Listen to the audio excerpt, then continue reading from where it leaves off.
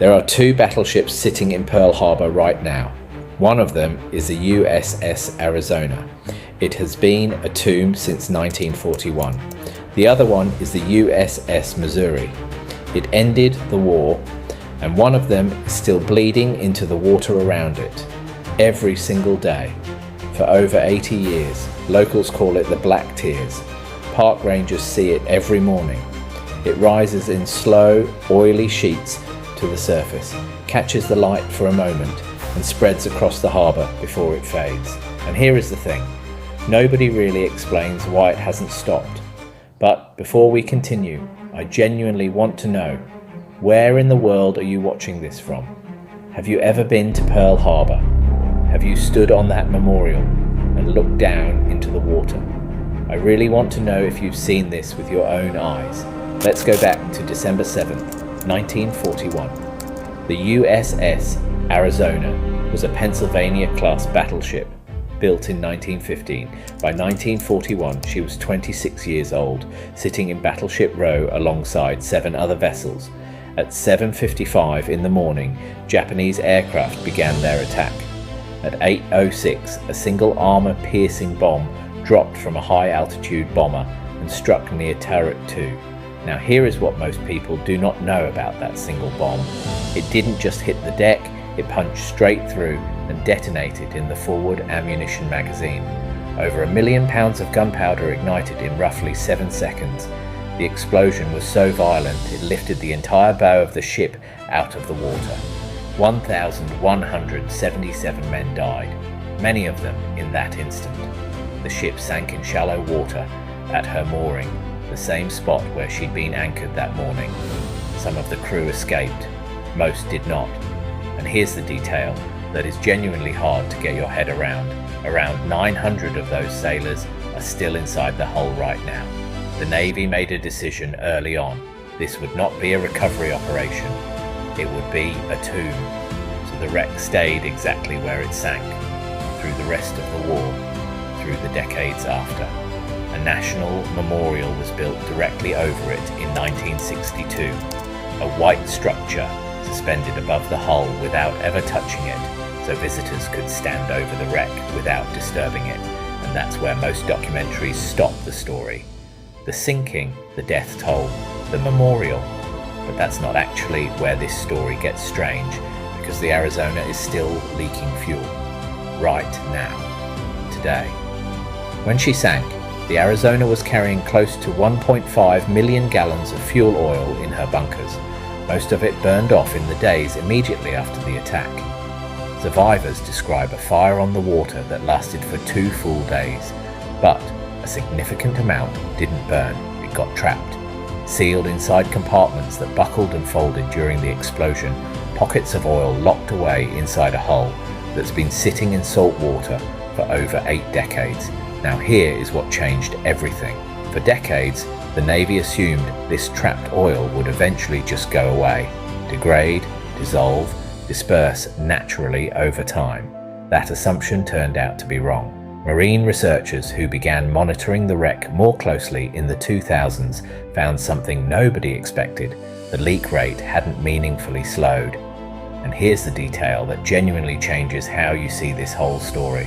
Some researchers estimate that at the current rate, the ship could continue leaking oil for another 500 years. Let that sit for a second. 500 years. So why hasn't anyone gone in and fixed it?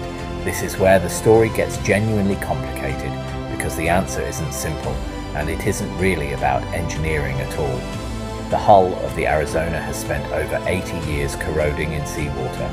Marine engineers who've surveyed the wreck describe the steel as being in a fragile, unpredictable state, thin in places, structurally unreliable in ways that are hard to map from the outside.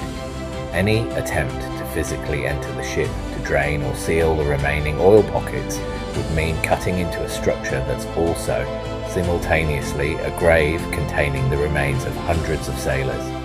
That's the actual conflict here. It's not a technical problem, it's a moral one. Every serious proposal to intervene runs straight into the same wall. You cannot guarantee you won't disturb human remains, and the families of the men still inside have have made their position clear for decades. Leave it as it is.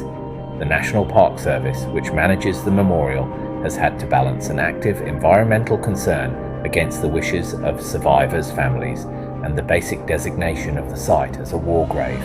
So the compromise, for now, is monitoring rather than intervention. Divers and remote sensors check the wreck periodically, tracking corrosion rates and oil seepage, watching for the moment when do nothing might become more dangerous than acting. Because if the hull eventually fails catastrophically rather than leaking slowly, that's a very different kind of event. A sudden release into one of the most visited harbours in the Pacific. Now here's the part of this story that I think gets missed almost entirely. The oil sheen on the water has a name. Locals and park staff call it the Tears of the Arizona, or the Black Tears. And the thing is, it's become part of how people experience the memorial. Visitors looking down from the white structure above the wreck don't just see a shape under clear water. They see oil actively rising to the surface in real time. A visible, ongoing trace of the morning the ship died, instead of something locked away in the past. In a strange way, the leak has become part of the memorial's identity. It's not a malfunction the Park Service is quietly trying to hide. Tour guides point it out. It's mentioned in ranger talks.